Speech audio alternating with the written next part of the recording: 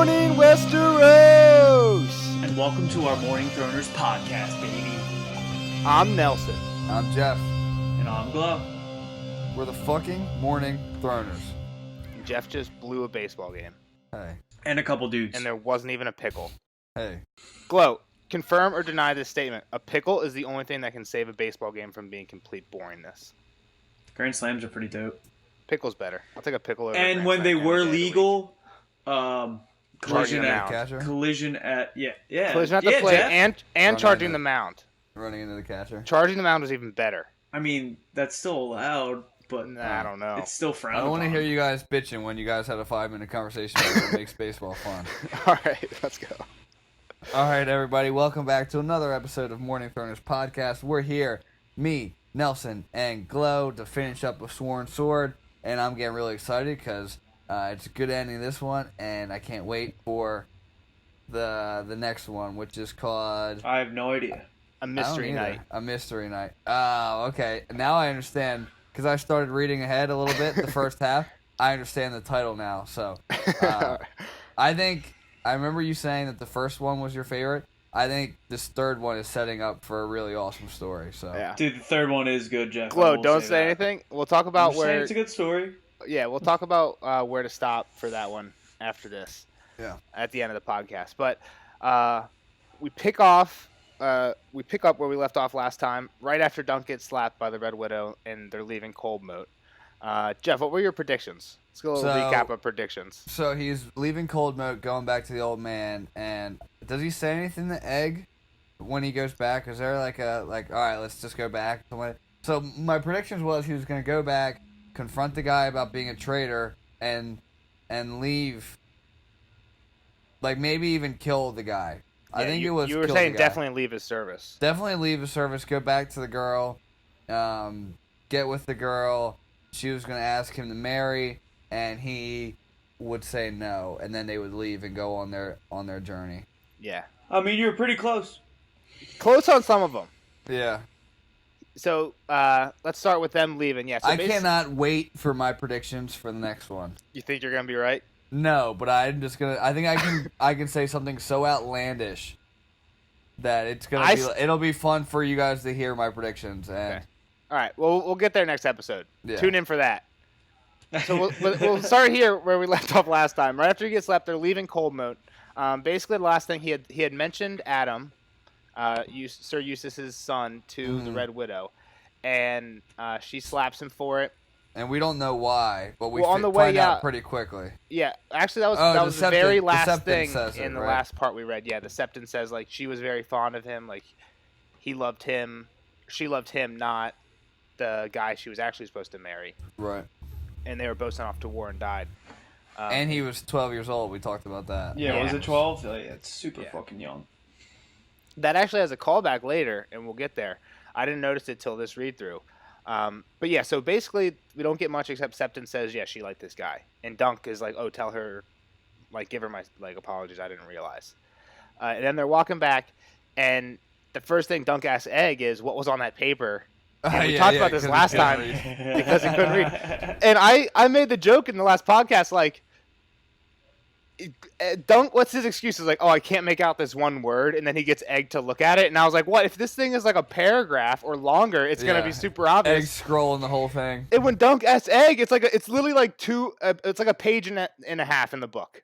Yeah. And I'm like, so what? Egg just read this whole thing? I mean, if Egg is anything like, is it Daron? He's super fucking smart and can read real quick. And the great thing is, Egg as a young boy, like, picked up that Doug, well, he probably knows Dunk can't read, so he's like, okay, he's calling me over here to read this whole fucking thing. Yeah.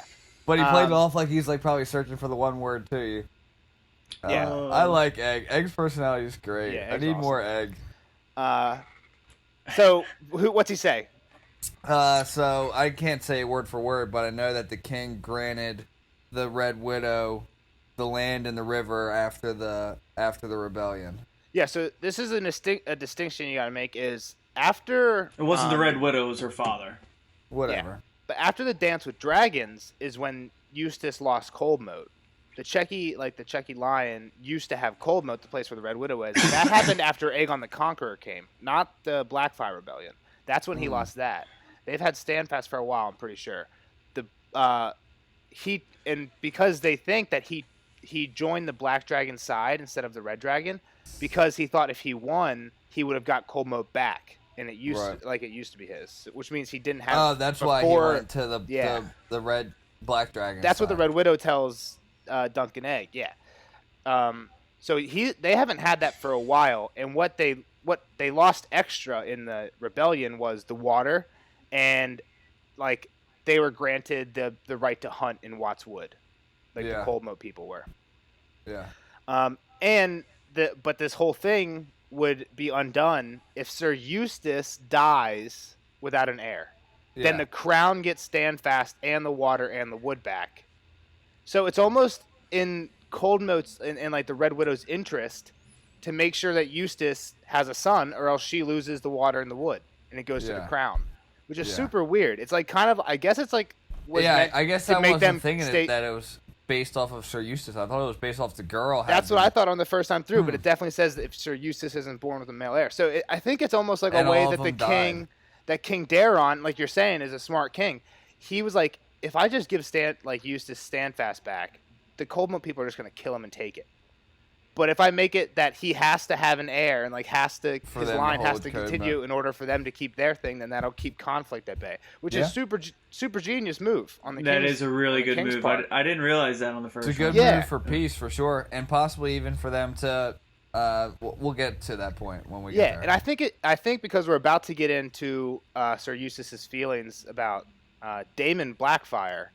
And how he says that Daron was like a pussy, kind of like, and all he cared about was reading and like listening to advisors. Well, we get here. This is a great example of Daron's a pretty smart king, and even if it's not his idea, he surrounded himself with good advisors who came up with agreements like this, to keep peace. So that's what I think this is in there for. Like, if you really read into it, you're like, wow, this guy's a good king, and I think it's just trying to point that out.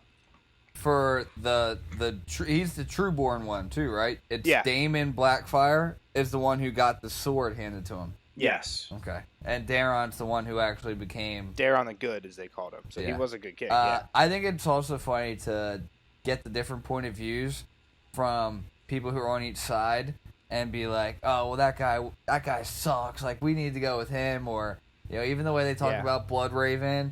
Yeah, so right here, Egg has a quote about the difference between the way Baelor would counsel Daron the Good and how Bloodraven would cancel him. Or no.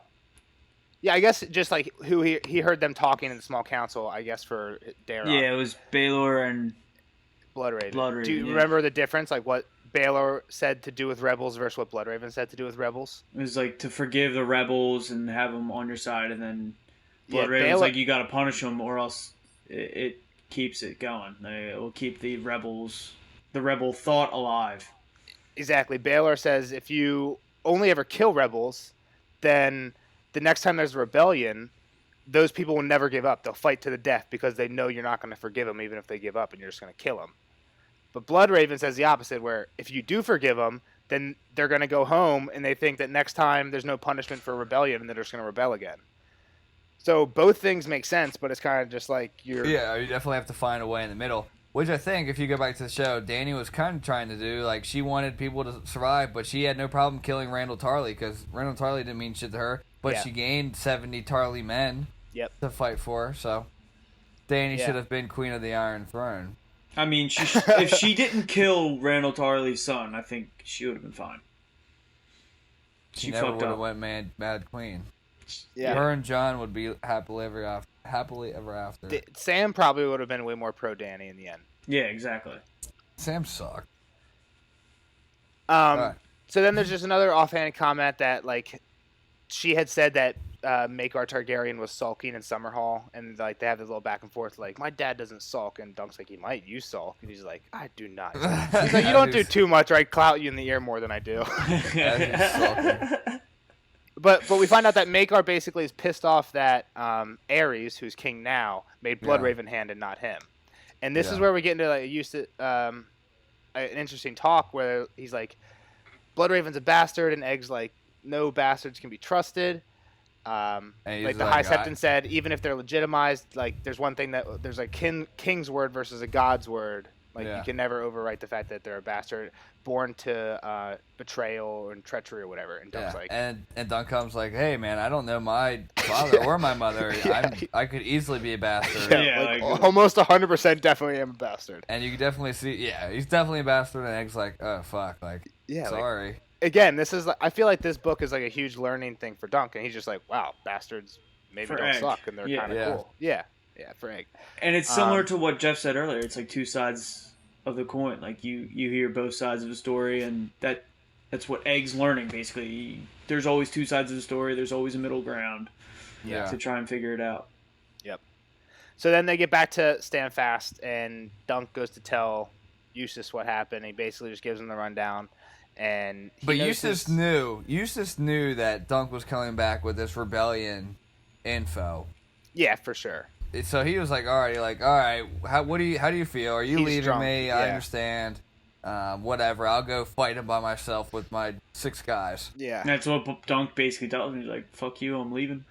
And then again, getting back to the whole like theme of this, almost like the second half is like two sides of the same coin. We get a quote from him. It says, "The men who fought for the Red Dragon call themselves loyalists, but we who fought for the Black were just as loyal once." Yeah. So some more quotes from him about this, about the whole rebellion and like choosing sides. If Damon had ridden over Gwaine Corbray, he's talking about all the different ways that the battle could have like little tiny things that could have completely changed the way the battle ended. If Damon had ridden over Gwaine Corbray, if Fireball had not been slain on the eve of battle, if Hightower and Tarbeck and Oakheart and Butterwell had lent us their full strength instead of trying to keep one foot in each camp, if Menster Longhead and true instead of treacherous, if the storms had not delayed Lord Bracken sailing with the Mirish crossbowmen, if Quickfinger had not been caught with the stolen dragon's eggs, so many ifs, sir. Had any one come out differently, it could have all turned the other way. Then we would be called loyalists, and the Red Dragon would be remembered as the men who fought to keep the usurper there on the false-born upon his stolen throne and failed. Dunk's basically like, you were pardoned. It doesn't matter anymore. Like it's water under the bridge. Don't worry about it. This is what makes Dunk realize that he's still a rebel. Like he still doesn't like the king, who even though he was like, he's like, we were pardoned so long as we bent the knee and gave a hostage to ensure our future loyalty. Daron forgave the traitors and rebels.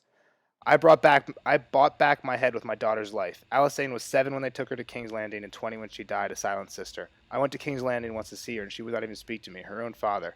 The King's mercy is a poison gift. Daron Targaryen left me life, but took my pride and dreams in hope of honor. I should have gone with Bittersteel into exile, or died beside my sons and my sweet king. That would have been a death worthy of a Checky lion descended from so many proud lords and mighty warriors. Daron's mercy made me smaller. I mean, he's still salty that in this war, either side, both his sons all died, and then his daughter can't talk to him while he's in King's Landing. He lost everything because of this stupid war. That here's the thing, though. I don't think he likes really either Targaryen. If his son dies, all of his sons died, and the rebellion wins, and he gets the castle back. What was it, Coldmoat?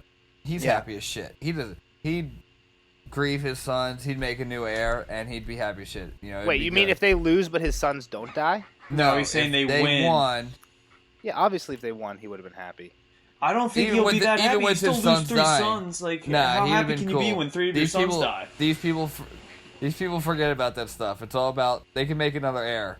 Think about like Roose Bolton. I'll just make another heir. I don't think he's like that. But hold on. What do you think about this? He's What if like that. somehow all of the people who are at Coldmoat, I think they're the Webbers. Selling cemeteries and fucking The drinks with them all the Blackberries. time. He's drunk. There's berries down All there. right, hold on, stop. Hypothetical.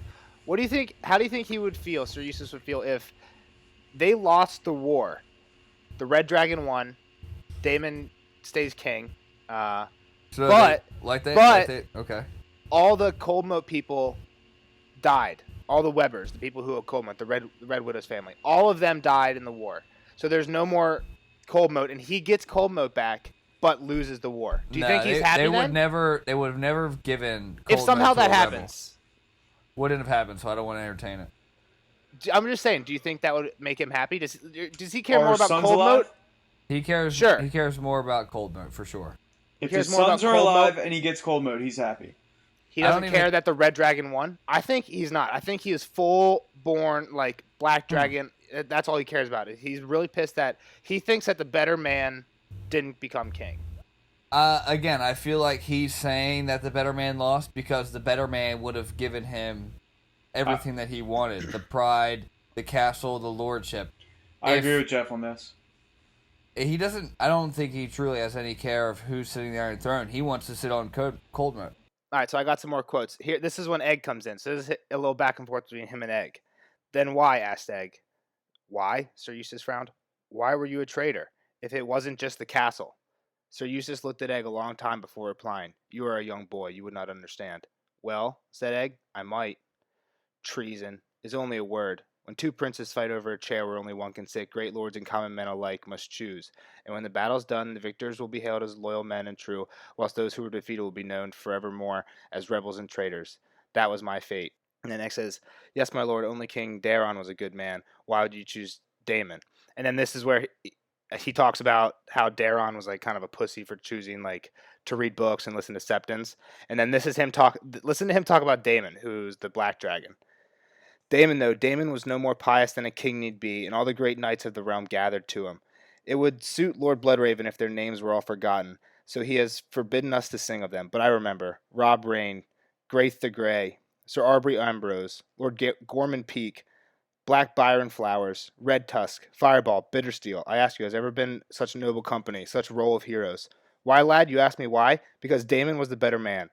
The old king saw it too. He gave the sword to Damon.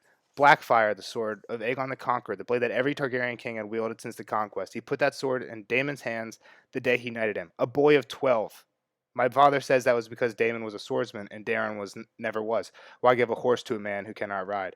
A sword is not a kingdom, he says. Then your father is a fool. You don't think that he is full on Black Dragon? So I'll say it's possible for sure.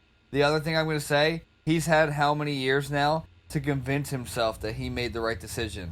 But how, like, I would think that losing 3 sons would make him think the opposite. Like, damn, if I would have just chosen the red, then all my sons would be here. If that's what he cared about was that but making he's still now he can blame on the red dragon for his sons dying. Right. It wasn't the black dragon that killed his men, it was the red dragon that killed all his sons. And he's in this pussy-ass tower, not even a castle. All I'm saying is he knew that if he went with the red dragon and they won, he wouldn't gain anything. He'd still be at Standfast in this little tower. Sure, he might have his sons, but there was nothing to write home about. Standfast, nobody even knows your name. You're forgotten in history. If he wins on the other side, now he becomes somebody that was a part of history with Bittersteel and the Fireball and the Butterwells and all that shit. You know what I'm saying? I don't think he cares about that. Because he knows if he thinks that his name would like live down, right? Kind of like that quote where like you don't die when your body dies. You die the last time somebody remembers you. Okay. Right. Yeah. So if the Black Dragon wins, but nobody's gonna remember him. He didn't even fight. I don't think. 3 of his. I don't think he did. 3 of his sons died. I don't think he. Listen, fought. if an entire like Lord family was extinguished in a battle, I think they maybe not forever, but they would be remembered a while. They're like the heroes. They're a little family. They were a family. They were minimized to nothing. Yeah, they were a small family with little to remember by. The biggest thing about this family now is that they're fighting over a fucking river. Yeah, there's like 30 people that live underneath him. All I'm saying is he might truly be a Black Dragon loyalist, but I'm saying he's definitely loyal to them because he had the biggest gain. It was almost like a risk-reward thing. Like, all right, I'll risk this, but my reward's bigger. And now that I lost, and I've lost everything. I've lost the chance of my castle. I've lost the chance that my son's becoming the heir of that castle. I've lost them in general. How am I going to live with myself? I'm going to convince myself that was the right move. And that's kind of where I think he's at. I don't know. I still think he's just all and again, he's drunk here, so maybe it's just the way he's talking, but I think he's diehard. I guess it doesn't really matter. Yeah. A little off topic. So one thing that I don't like about the whole Three-Eyed Raven is that it makes you think about coincidence versus somebody taking control. All those little coincidences that you said earlier about the war, like all the things that could have gone differently. Yeah. Is there an influence there? Is there someone that somehow affected the storms? Is there someone that delayed something else or Yeah. made. Yeah, I don't want to think too much. I hate, That's all I was saying. Like that's before. the one thing. I hate the fact that the three-eyed raven can control everything. Well, no, the thing is, stupidest thing ever. George R. R. Martin is like very, and you can tell reading the books, he's very anti Lord of the Rings magic, I'll call it, where you can kind of just use if you're or Harry Potter magic, where if you're magical, you can just use magic all the time and it doesn't cost anything. In Game of Thrones, if you're using magic, like you're taking blood from a king or burning somebody alive, right? Like magic doesn't just happen. Melisandre's not just casting spells; she's either like using tricks or like sacrificing something. Yeah. Yeah. So there's always cost for power. The exception being the Three-Eyed Raven, Bran type people being able to go into dreams. But like, so the things I was talking about, like if somebody would have ridden over somebody else or taken the left flank, or if storms wouldn't have delayed this person, I don't think that any of that is caused by a magical person in Game of Thrones. But again, without extreme sacrifice, you know what I mean? Right. Okay. And again, you can influence dreams. I think that's like the extent of the power in Game of Thrones, like manipulation, is the influence of dreams. Right. And even if you are that person, and don't even think about like war, just think about the most basic thing. Think about the game of checkers. If you lose the game of checkers, you can always go back and think about a point where you screwed it up. Like, oh man, that move screwed me. You know, you're coaching anything, you're playing any game. Oh man, that play, I can point to that play is why I lost. When we lost that pickle in the baseball game, that was it. It was over after that. Right. It's just a loser's mentality to try and find that, not a loser mentality, but it's something that happens when you lose. You think about those plays, and they come back to haunt you. Yeah. So, again, just real quick on the Three-Eyed Raven stuff, I hate the thought that there could be two people just holding all the strings. No, and nothing else matters. I think that's just stupid. I don't like that. Yeah, I like. There's so many good people and good characters in the realm. I think fate should be in their own playing hands. The game. Right, it's awful. But okay, I think it is. I'll say something later. It's a little spoiler. I'll say it to you guys after the episode. Okay. So the rest of Eustace's men, are they still at the camp? Yeah. So Dunk's about to send them off, right? Yeah. So this is when they fall asleep. And Dunk tells him, we're leaving your service in the morning. He falls asleep, has a dream that he's running towards the Red Widow. This is where we get her picture of her boobies. Yeah. She's naked. She's peppering him full of arrows. He falls at her feet and kisses Amy Adams. Yeah. Amy Adams as the Red Widow. She's like, she's not small enough. I picture the Red Widow like super tiny. Like, I mean, you don't know that. Let me Google how tall she is. Well, are you doing that? Deep palm look size. at Baby Adams right now. I picture like deep palm size. Oh man, I picture someone hotter super than tiny. Amy Adams. Yo, who's the chick from Wedding Crashers? How tall is Deepam? 5'2". Yeah, because the Red Widow's only like 5'11". 5'11"? No, 4'11". 4'11". 4'11". 4'11" is Snooki height. Did you guys ever? That's not that far off from 5'2". The red-haired chick Vince Vaughn marries. That's who I picture. Oh yeah, I like her too. Okay. I picture her with more freckles. What's her name? Yeah, that's closer, but she's tall. She's skinny, but she's tall. Who? Can I get some heights on these? The chick from... It doesn't matter. The chick from Wedding Crashers. She is not tall. She is What's short. her name? Dude, she's standing next to Vince Vaughn, who's like 6'5". Yeah, and she has to like jump on him. No, she is short in that movie. Vince Vaughn's like 6'5", right. dude. He's like my size. Amy Adams is 5'4". Wedding Crashers' sister. What was her name? Rachel McAdams? No. Crazy girl. We got a stage 5 clinger. Her name is Isla Fisher. How tall is she? Bet she's like 5'5". Bet she's at least 5'5". She's 5'3". Damn.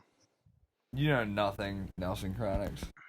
Vince Vaughn's just so tall. Vince Vaughn is a monster. And I love in that movie, another sidebar, I don't know if this makes the cut or not. I love that O. Wilson calls him wow. What the fuck's his nickname in that movie? Baba Ganoush. Baba Ganoush. That movie is one of my favorite lines ever. Where he's like, I just saw a tweet that movie was put out 15 years ago. That's wild.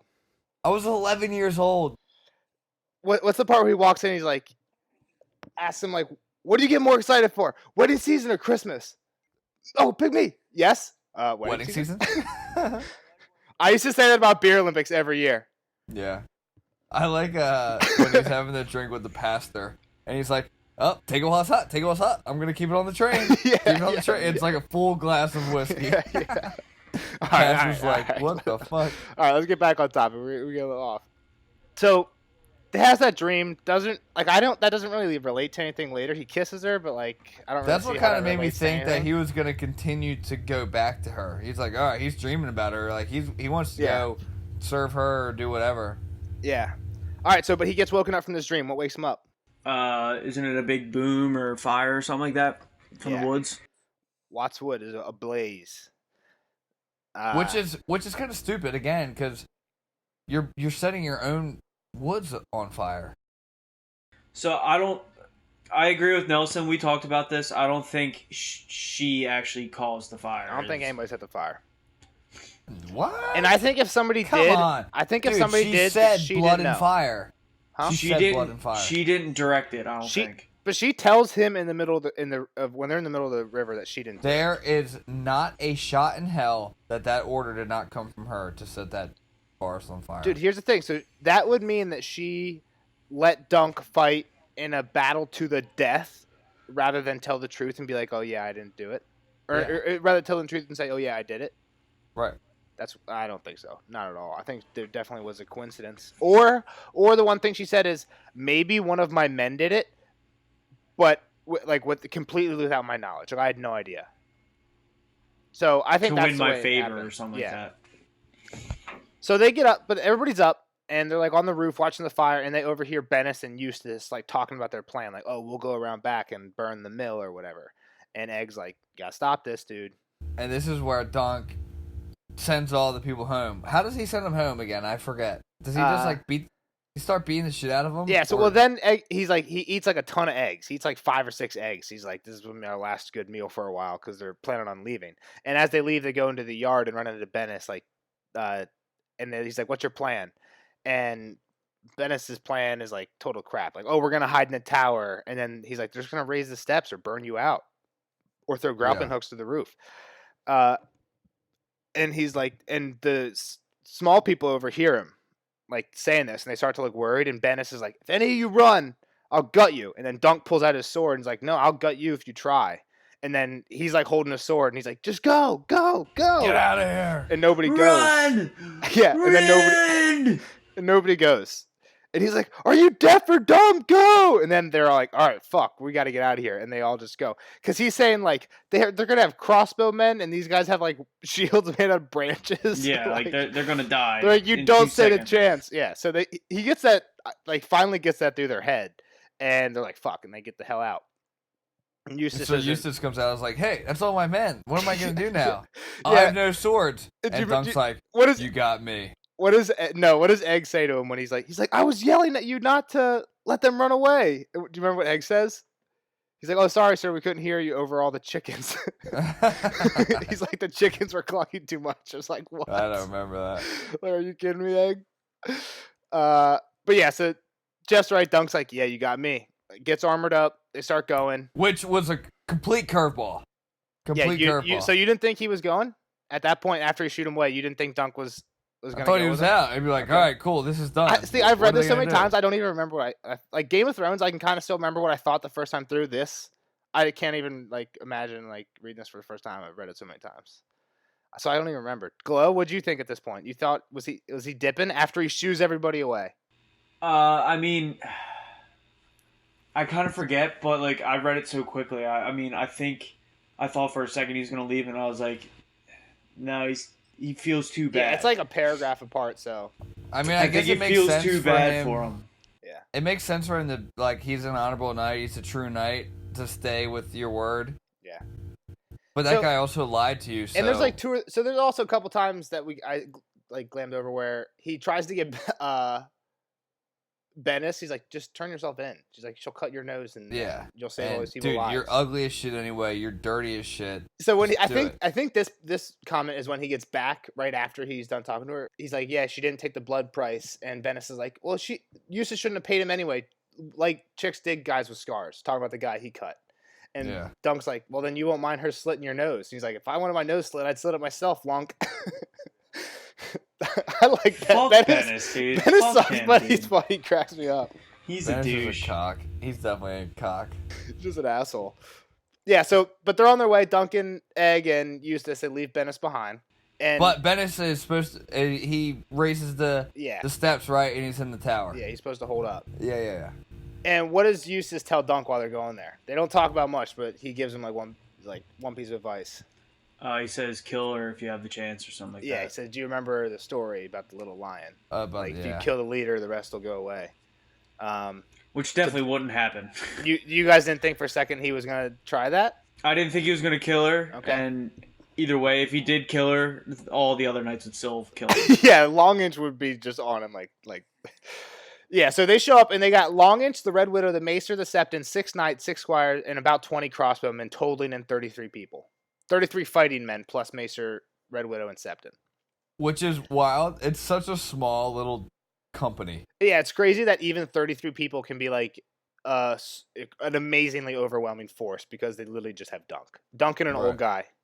And they're planning on going in with 9 12-year-olds. Yeah. So basically they argue about who started the fire. And he's like, and they're like, well, what are you going to do? Like, what if we wanted to cross? How would you stop us? And Dunk's like, I'll stop you. And he's like, I'll tell you, but only you. And they go out, and this is where they use the boot. Yeah. So you know what the boot means now, Jeff. Yeah, what a great little, hiding it. So the word boot, because they're hiding his Targaryen ring in his actual boot, which I would be so pissed off if I have to walk around with that in my boot the whole time. That's going to be so uncomfortable. But it's great because, even if you hear it, should I use my boot? You're probably going to hear that and think that someone's talking about kicking something. Yeah. I'll use my boot. We'll get across, whatever they're. So I think it was a great play. And she looked at it. What happened what was her response to that? She looked at it, realized what it was, looked at Dunk, and immediately knew it wasn't him. And then she looked at Egg, and she's like, "This was dangerous to show me this." So she knows immediately that it's Egg and not him. One thing, I think this is the biggest thing that makes no sense. Do you think he did that to protect Egg in case he died? Yeah, because he kind of said, take this guy and send him back for the most part, right? Yeah, because she's a Red Dragon loyalist, so she should be technically on Targaryen's side. Again, that's not how the world works. We don't really know if she's a huge Targaryen supporter or not. But she says Dunk says a spider bite can kill a lion, but it won't do much against a dragon. And she's like, I'd rather be friends with dragons. Yeah. And she's like, well, what's stopping me from killing you and then killing him and them? Nobody will ever know. And he's like, he says something about the Septon having a loud mouth. He's like, you have 33 men here, and that Septon has a really loud mouth. He's like, they'll definitely word will get out. Yeah. And he's like, and I don't think you'll kill a 10-year-old boy. I don't think you have it in you to kill an innocent 10-year-old boy. But the biggest inconsistency, I think, in all 3 of these books, the thing that makes least sense to me, Dunk takes his ring off his hand. Who the fuck, what Targaryen has the same size hands as Dunk? I mean, yeah, I guess it doesn't make much His sense. hands have to be huge, dude. We don't know if Egg was wearing this, though. It could have been a thing where it's something you grow into and you, wear it on your neck as a necklace. Was Dunk wearing it? Yeah, Dunk, because he takes it off his hand to show was it to him. Was it on his pinky ring, though? It could have been. That's the only thing I was thinking. I mean, it could have been, on his first knuckle. I guess. Know. I don't know. I just picture this, massive gold ring that would be like a bracelet for Egg. Yeah.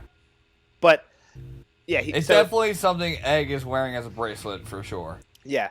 And she basically says, that doesn't, I get it, but that doesn't, help at all. That doesn't solve any conflict. You still cut my guy. I have to do something, or else I look weak. And what does Dunk say? He gives little words of wisdom from Sir Arlen. He says that Dunk once asked Sir Arlen why there were 2 petty lords fighting. Or what were they fighting over? And he says, there are lords and there are lords? No, he says they're fighting over nothing. Lesser lords like to have themselves pissing contests. And she's like, I've had a lot of men try and weasel their way into my bed smooth talking, but I've never had a knight say the word pissing in front of me. Yeah. But then she says but to that point, Sir Longinch will literally force himself to marry me if he doesn't think that I will kill him. If he doesn't think that I'm fierce. He's like, I have to put up a bigger. She basically pulls back the curtains. I have to put up this facade because if not, I'm screwed. Being really small and a woman is not on my side. She's like, so being a girl, I have to piss twice as hard to win a pissing contest is what she says. Yeah.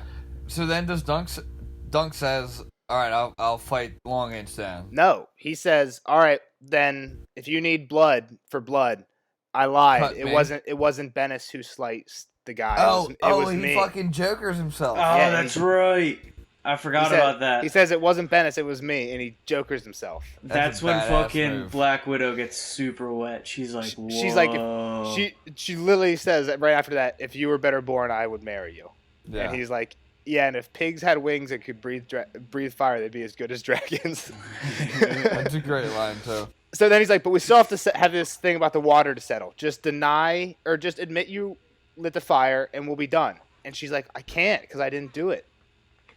And so maybe she didn't do it. That's what I'm thinking. I don't think she did. She is like super horny for Dunk right now, and at this point to put his life up. She could also really stick to her gun and say like, I didn't physically set it. I might have told somebody to set it, but I didn't do it. Well, that's what she said. She literally says, I didn't direct anyone to do it. Yeah. Yeah, she could be lying. People lie. Dude, she's super wet over this. People lie. I don't think she's gonna lie while she's dripping wet right now, dude. Well, I don't think the line thing. I don't know, but I don't think she would willingly put him into a fight to the death right after this. Yeah. Yeah, I don't think so. That's what she's doing. Yeah. But there's also no other, unless you admit your guilt.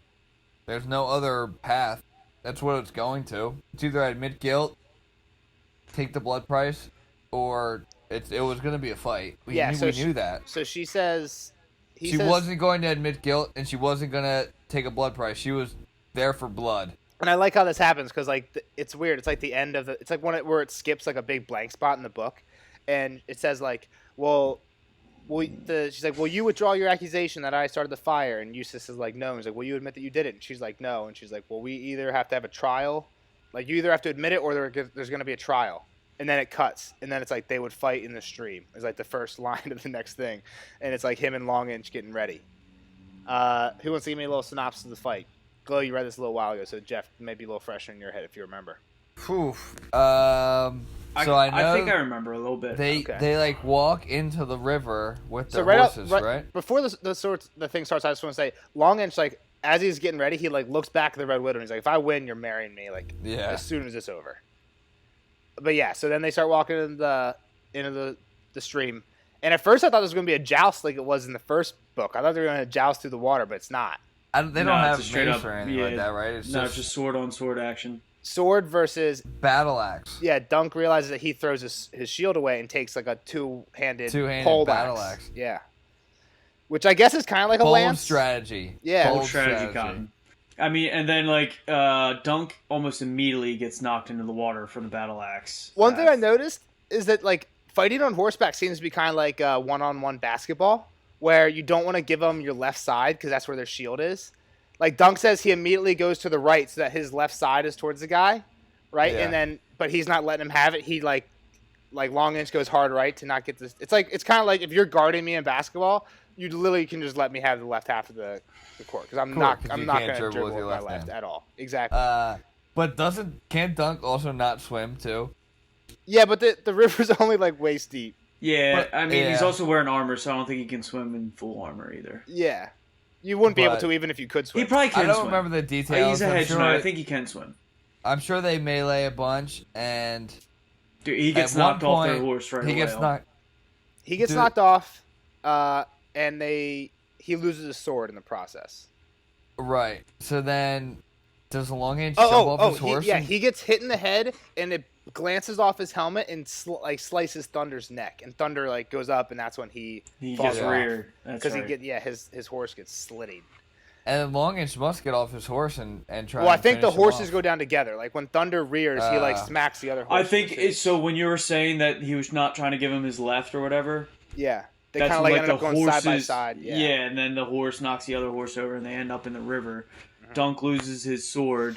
So when Dunk stands up here, it's cool. He says like, he doesn't believe in having a thing with a visor, right? Because it's like a weak point, doesn't he say?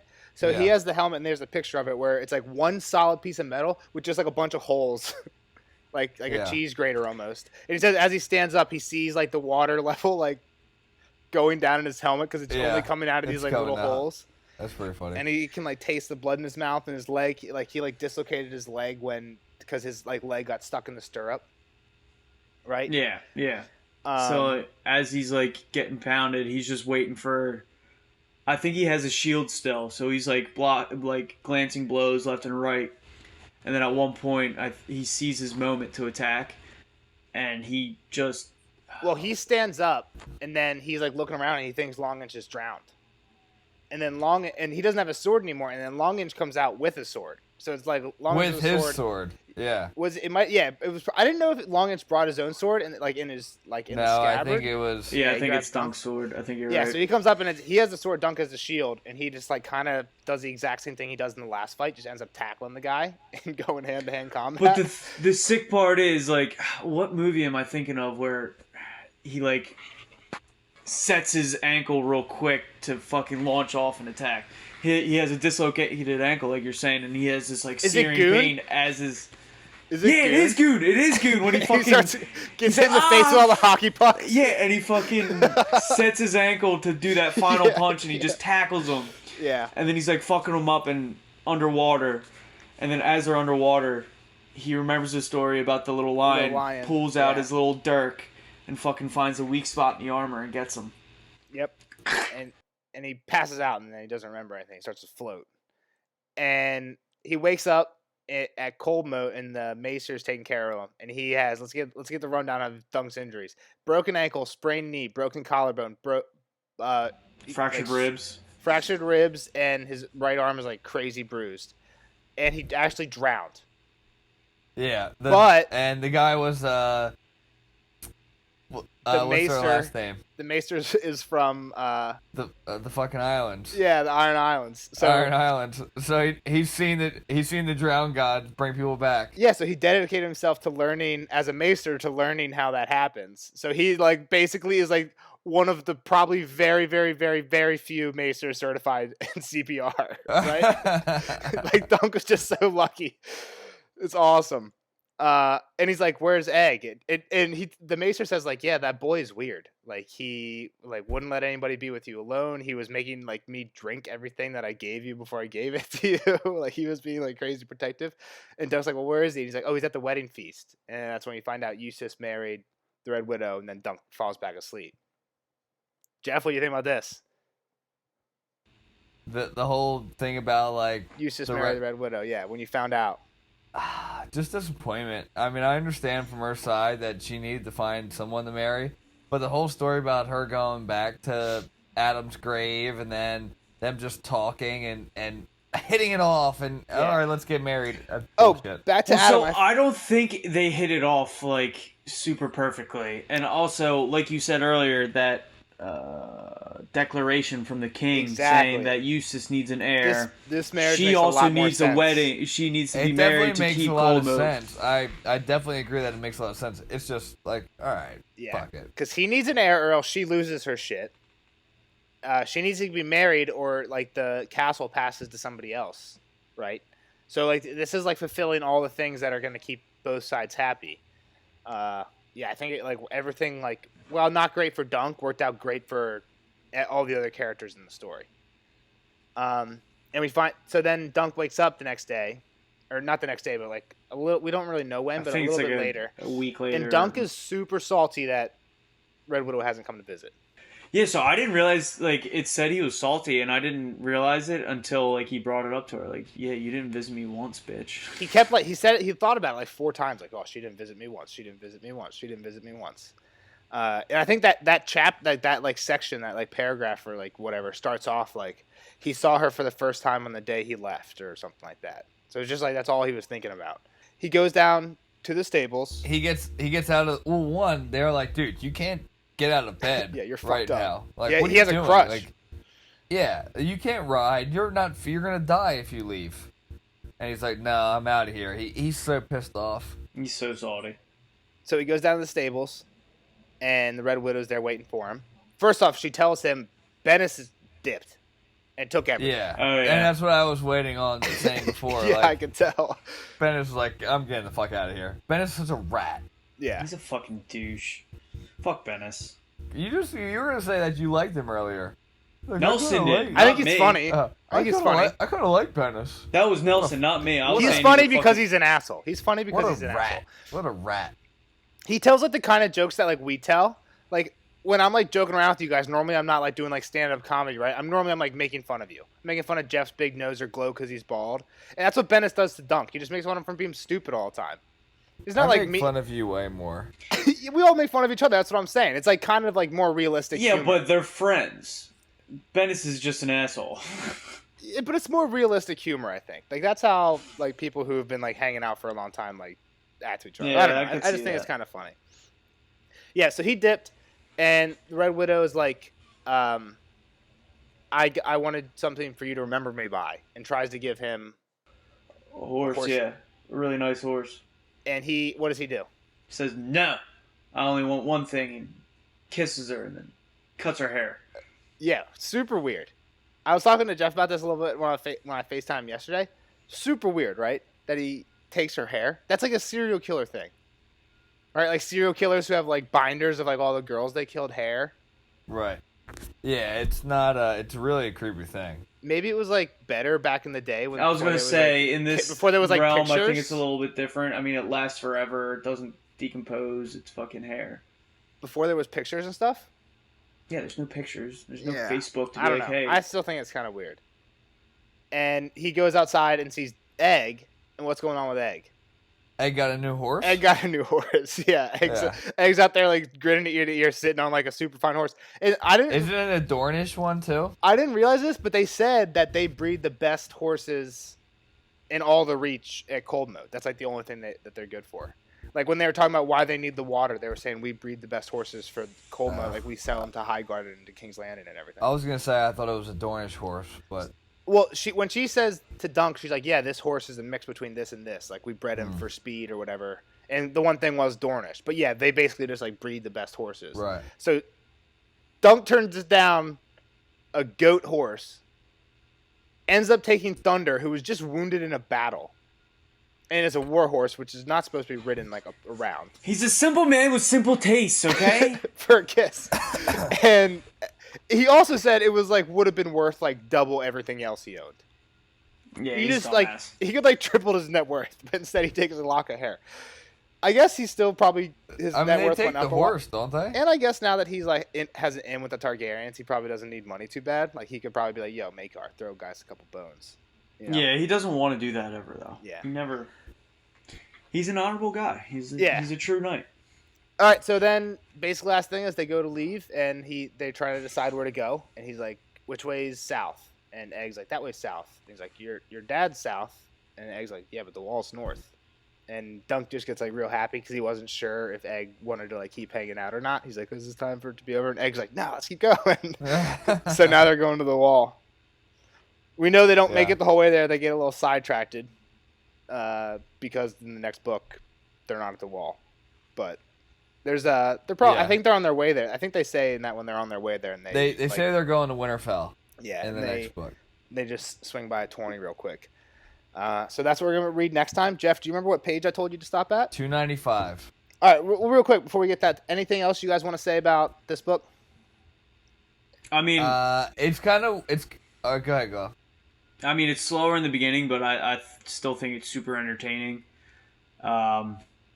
Thinking back on all three now, maybe it is the lesser of all three, but it's still very entertaining. I really like the storyline. Lesser of all three, and I'm not even finished the third one. I'm really hyped for the end of the third one. Yeah. Probably less, but there's a lot of stories and names that I think are important in this short one, yeah. series. This one I think is as a solo one probably the best.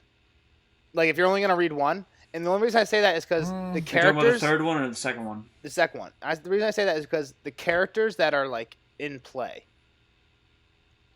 there's not that many. There's like Egg, Dunk, Eustace, Bennis, Longinch, Red Widow. That's it. You got 6 characters. In the first one, you have 6 freaking Targaryens, and like you guys are saying, it's kind of hard to keep those people straight. And in the third one, there's a lot of characters too, right? This one, you could really know nothing about Game of Thrones, go in and get a completely contained story. And yeah, they talk a lot about like the Little Lion, but like those people's names don't really matter. Just like the gist of that story matters. Just the Talk story, about, yeah. They talk about the rebellion, but again, that's really just know the red versus black. You don't even need to know the names. So I think this one's probably like the best like contained by itself story. But yeah, I think the worst of the three as a Game of Thrones fan. And again, not bad, awesome story, but I think the other two are a little better. Yeah, having read the first one and the second one only, I even think the first one would be a better standalone story. Okay, I would just. But I guess you get the more action and whatnot. But not that I know you always. Oh, there's got to be a war to be a good episode. Back when we were. No, I think this proves that it doesn't. But I feel like this does. These stories kind of have like an episode of TV vibe where it's a 90% build up and then like a little action scene. At 95, 90 to 95, and then 5% close out. It's a typical book where it's all build up, climax, quick calm. Yeah, but like reading Game of Thrones, you kind of don't really get that. Like Game of Thrones is like kind of it's got like hills because you have different characters hitting their climaxes during other people's valleys. So like Game of Thrones is kind of never super dull. Like there's some chapters that are super dull, but then you'll go and flip from like Arya to Tyrion, and now you're back in the action, or vice versa, right? Yeah. This one is kind of like a traditional, like Glo said, build up, climax, drop, resolution. Yeah. So one thing I was gonna say is I think it's interesting that in 2 books now we've gotten 2 love interests for Dunk. And there's a part where Dunk like thinks that he's like betraying Tansel. He's like, I should be thinking of Tansel, not the Red Widow. Yeah. And which is kind of cute. Which is kind of cute. Like I've been there. Like, I just fall in love with a girl I've seen one time at the gym, and then I fall in love with another girl I saw at Wawa, and I'm like, no, I got to think about Gym Girl, whose name I don't even know. It makes me think... I've been there, Dunk. It makes me think if there's going to be a third love interest. I'm not sure. We'll see. But we'll see. We'll find out. We'll see. All right, well, with that, let's wrap it up. It's a little late tonight. We're recording, but let's get to bed. But, yeah, we're going to let you guys go. We'll see you next time. Jeff, what was the page for book 3? 295. 295. And what about people on Audible? What's like the last thing that happens? You just finish it, right? Like us and follow us on YouTube, Spotify, and all that. Huh? I'm not completely finished, no, so don't even tell me. Okay. All right. Maybe I'll put figure it out if you're on Audible. Yeah, maybe when I edit, I'll put it in when you're gone. Okay. So avoiding as much spoilers as possible. The best place to stop would be right before Dunk's first round. That's all you need to know. You'll know what I mean when you get there. With that, we'll talk to you next time. Yeah, like Lo said, follow us on Spotify, Facebook. We should be Facebook. We don't have Facebook, Twitter, and YouTube. We should be on Facebook. We should be on SoundCloud now. We might need to get a Facebook. Tweet us on Facebook. Tweet us on Twitter if you want us to get a Facebook. Yeah. Since we don't get any tweets, please tweet us. Have some fun with us. Yeah. At Morning Throners. We'll see you guys next time. Everybody have a good night. Night is dark and full of terrors, everyone.